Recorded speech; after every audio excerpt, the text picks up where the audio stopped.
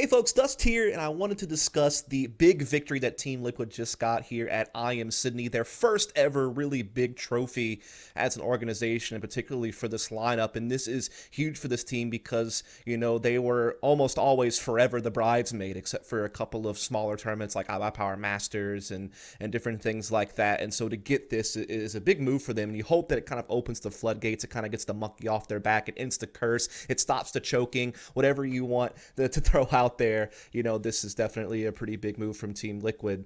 And so I did kind of want to break this down, talk about what they did at this event to win, what it could mean for their future, all that good stuff. So first off, before we get to the tournament itself, I did want to talk about kind of the context of what Liquid was getting into when they stepped into this event, because they really were just massive favorites to win this tournament. I mean, there was no Astralis here, there was no Navi here, which even if Navi would have been here, that's a team that, Liquid usually gets the better of, but whatever, wouldn't even have to deal with them, one of the top 5 teams in the world, they're gone.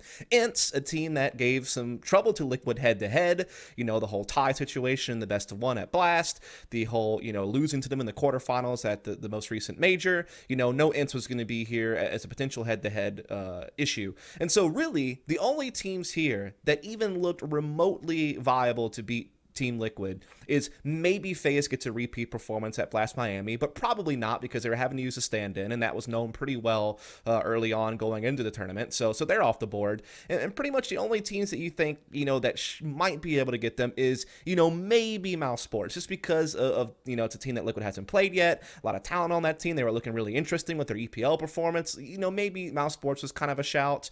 Maybe Energy at times has been able to get games off of Team Liquid, though Team Liquid does have a pretty good head-to-head history against Energy overall, short of a couple of disappointments. And so, yeah, there just really wasn't a team that just leapt off the page that was like, this team is the favorite to win the event. No, it's definitely Liquid. And so anything short of a trophy for Team Liquid was going to be pretty concerning. And I mean, at the very least, they needed a finals appearance again. They needed to kind of maintain that second place consistency. So yeah, the pressure was definitely on Team Liquid to perform an event like this, just given the fact that the field was pretty wide open. Yeah, there were some decent teams here. Fnatic is a pretty good team. They're a top 10 team in the world. NIP's been, better lately. They look interesting. Renegades looks interesting ever since kind of their major run. They were kind of, at a very brief period of time, a top 5 team in the world.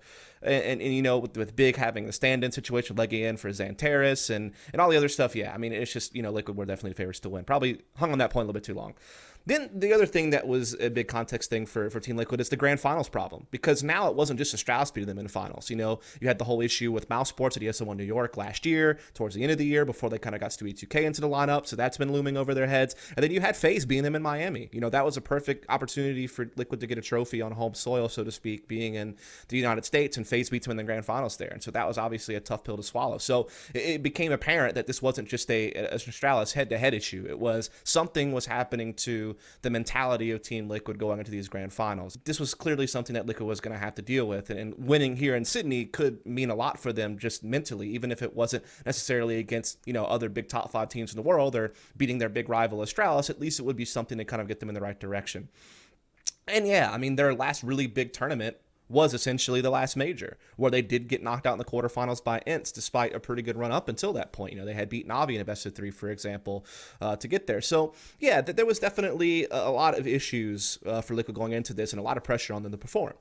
And what happens is that they fly through the group stage. They don't drop a single map here. They win their best of 1 opener against Boo Dreamscape. They 2-0 Big. Obviously, again, they were using Legia and not Xantaris, so a little bit of a weakened Big, but still nonetheless to get that done.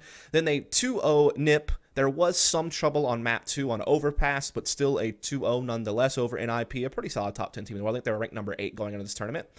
And because of the format, they go straight to the semifinals. They don't need to play a quarterfinals matchup here. And in the semifinals, they 2-0 Made in Brazil, a number 7 team in the world. Now, to be fair, Made in Brazil have looked really rough since the major. They had a good run there, but many tournaments after the fact, they, have looked really rough, in particular, not winning a single map on home soil in Sao Paulo for Blast. But they did look a lot better this tournament. I will say that. Like, Made in Brazil looked really good in the group stages. They definitely impressed me a little bit. Seemed like they were starting to kind of get their footing a little bit after a rough ride here lately at some events. event, so fair enough, but still, not a totally in shape Made in Brazil at the very least. And a team that Liquid's always had success over, so you'd expect them to win, and they do. Pretty straightforward win in the opening map on Mirage, win Nuke in overtime. So a little bit of trouble there, but still a 2-1 nonetheless. Still don't drop any maps. And so now it's going to be Fnatic facing them in the finals, who their own run through the tournament wasn't like crazy impressive, if I'm honest. They got knocked down to the lower bracket in their group by Made in Brazil, actually. That was actually one of the big things that Made in Brazil did this tournament. And then to get to the playoffs, they just had to beat Chiefs and Greyhound, so not really big competition to get to the playoffs, and they even dropped maps against Chiefs and Greyhound at times, had some really close games.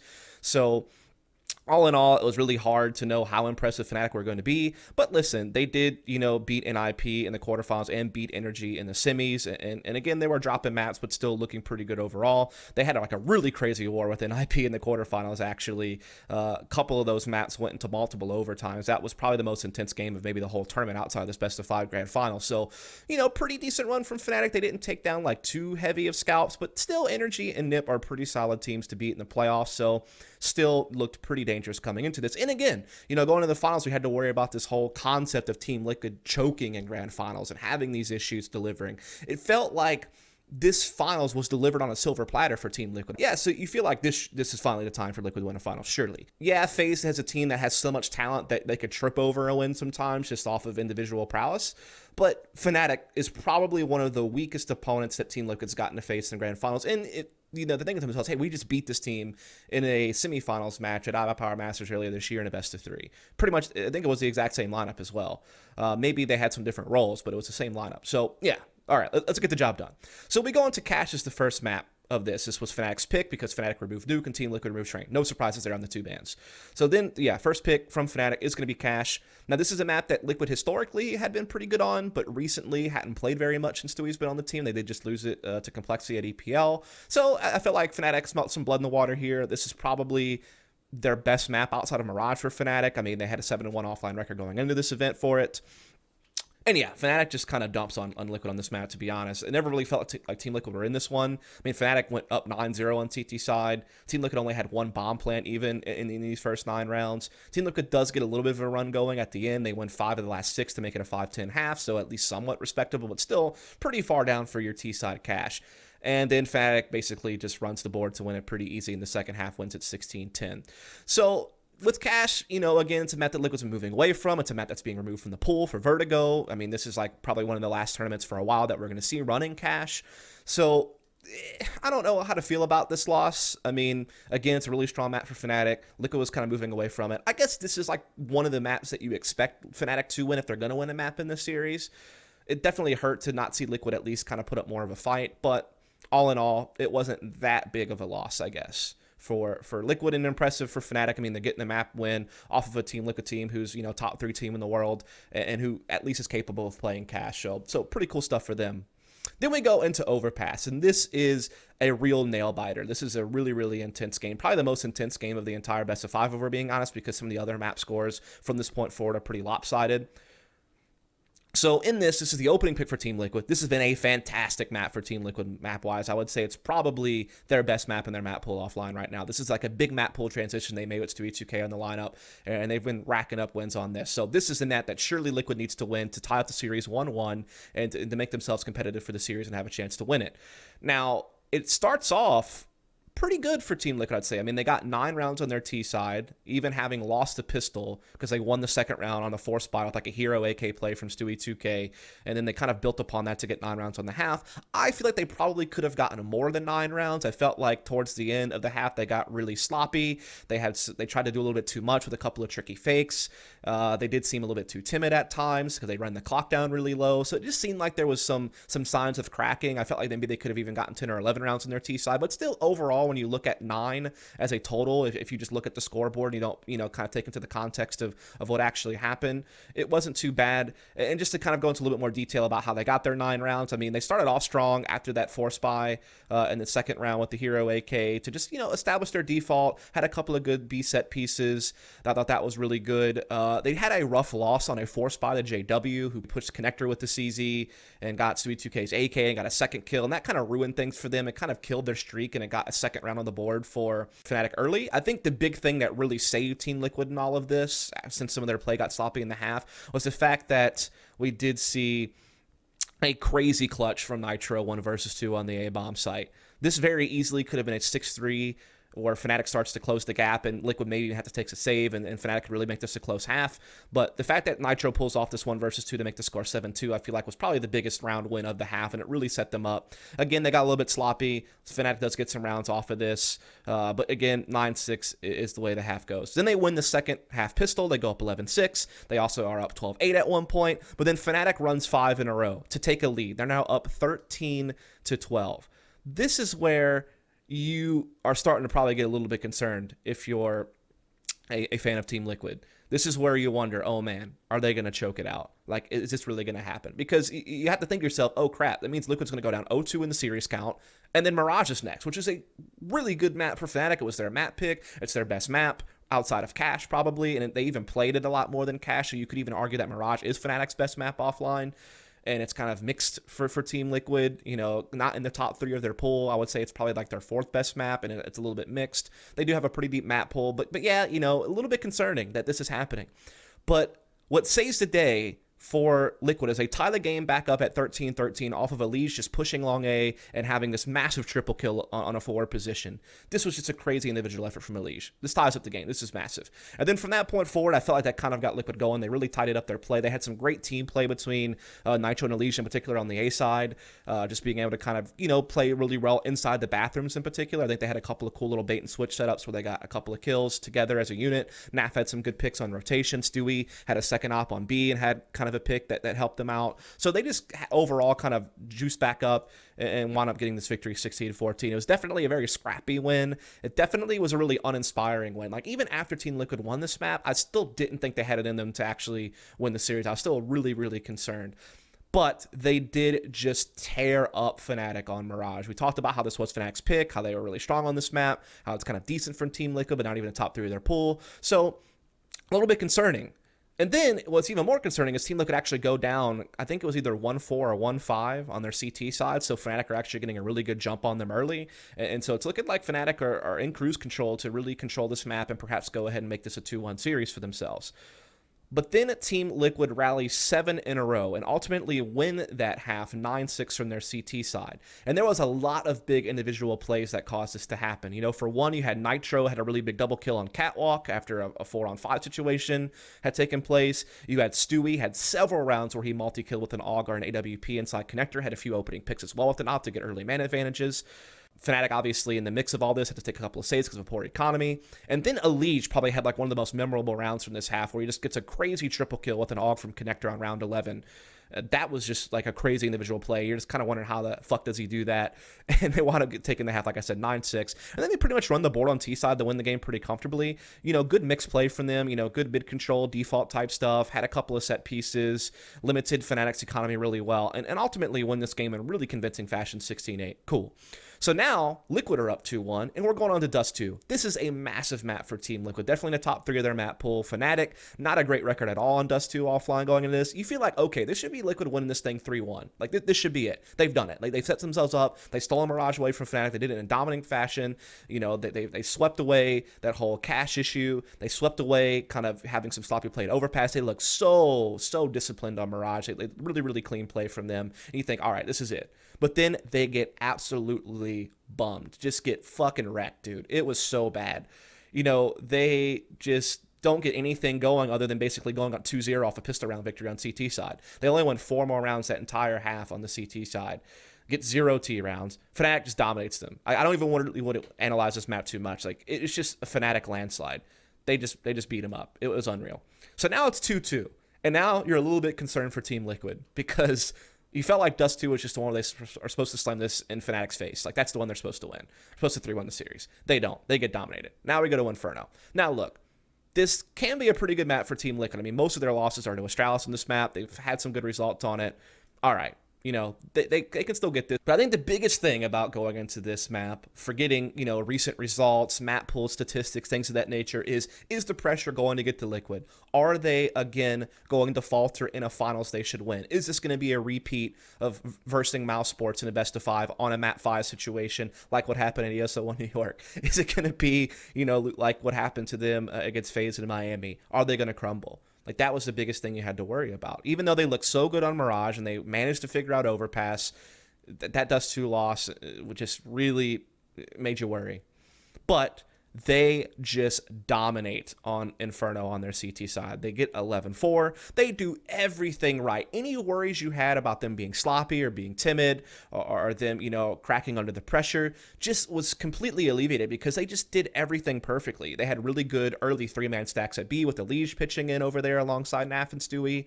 They were able to always get 4 players on A at just the right time, so the rotations were always on point. They had a couple of really great retakes when they needed to. They defended against a tricky A execute at one point where Fnatic had a really good smoke wall on pit and had 4 players rushing apartments and looked like they had good positioning to win the round, and then still Twist and company are able to defend the A bomb site and stop that tricky play from working.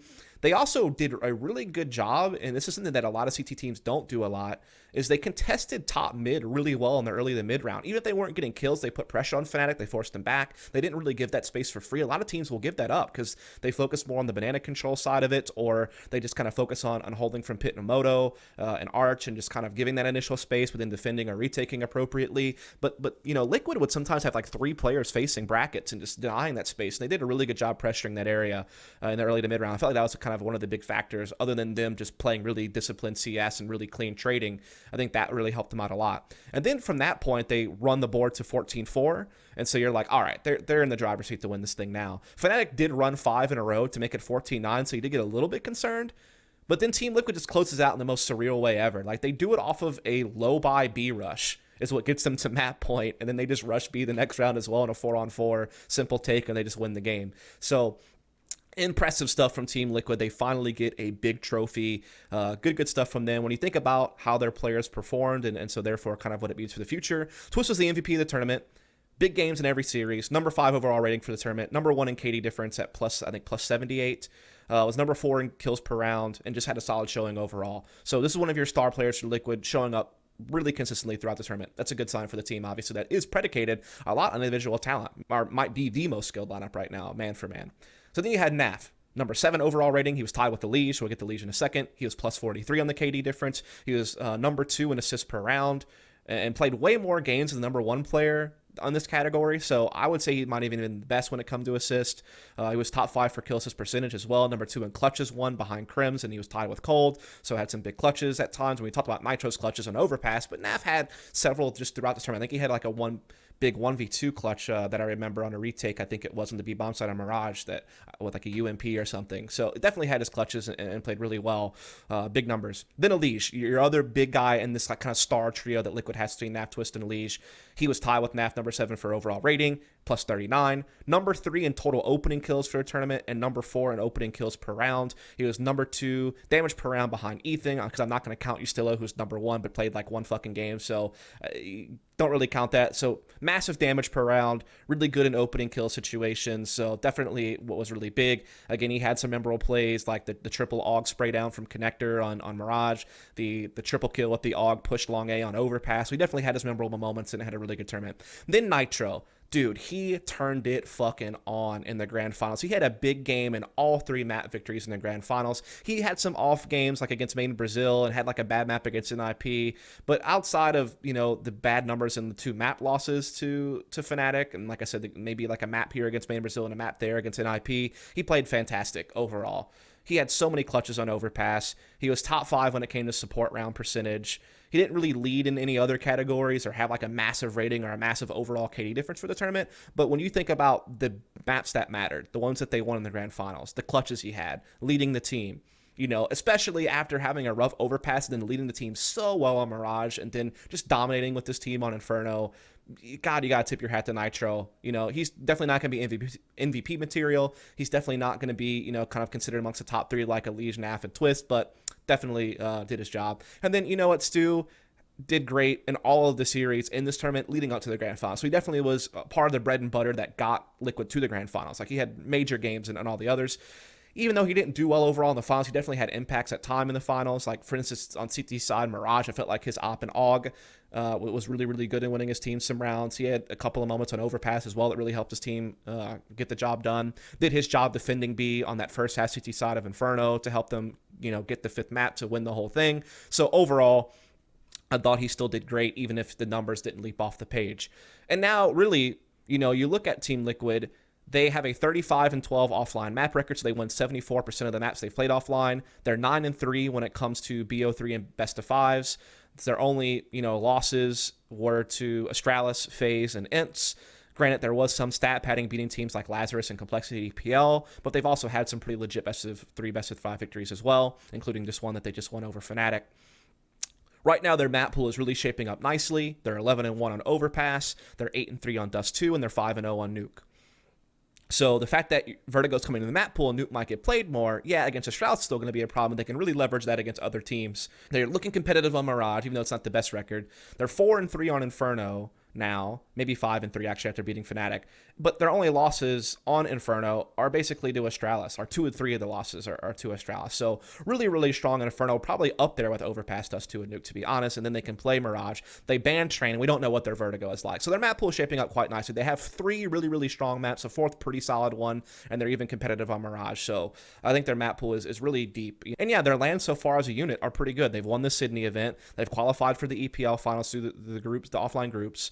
They have had a lot of second places, at Miami and Sao Paulo. They had the top 8 at Katowice. They got legendary status.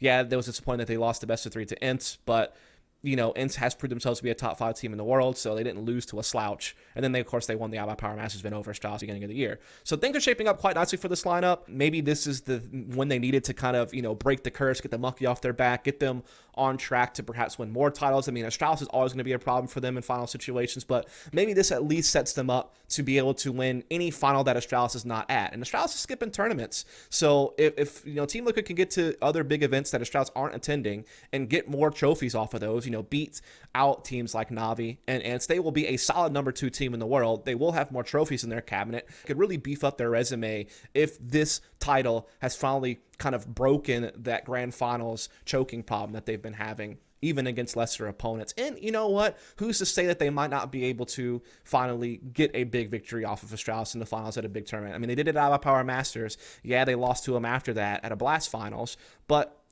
they've been at least more competitive against Astralis recently. So who's to say that they can't maybe finally do that? So it's definitely a little bit too early to call. Like, we still don't know how they're going to handle a situation like Ints. They still haven't really played this new Mouse Sports line that looks exciting head-to-head. There's definitely still some challenges for them. And I do still wonder about how they're going to deal with some of the role flexibility that they have, maybe, trying to maybe get things a little bit more structured in certain situations. But I think they still already are really strong because they're so diverse. I think that's one of the big things that actually helps them. So maybe it's not that big of a problem. And again, they're starting to get their map pulled together. They're starting to get a little bit more sharp in how they approach things. Even if the role flexibility makes things a little bit tricky, they are at least moving together as a unit. They can play really aggressive. They are starting to break away from that issue of being a little bit too timid. We saw a little bit of it on Overpass in the grand finals here against Fnatic, but overall, I feel like they've really kind of helped get past that. They've been able to get ops like in Playmaker Sands and let Nitro not have to be the permanent opper on the team. And so I'm liking a lot of what I'm seeing here. I think that the future is going to be really bright for this team going forward if they keep this up. So I just want to talk about what they accomplished in Sydney, what it can mean for them, what it looks like for them going forward, and hope you folks enjoyed the content. If you did, please follow, subscribe for more. Catch you next time.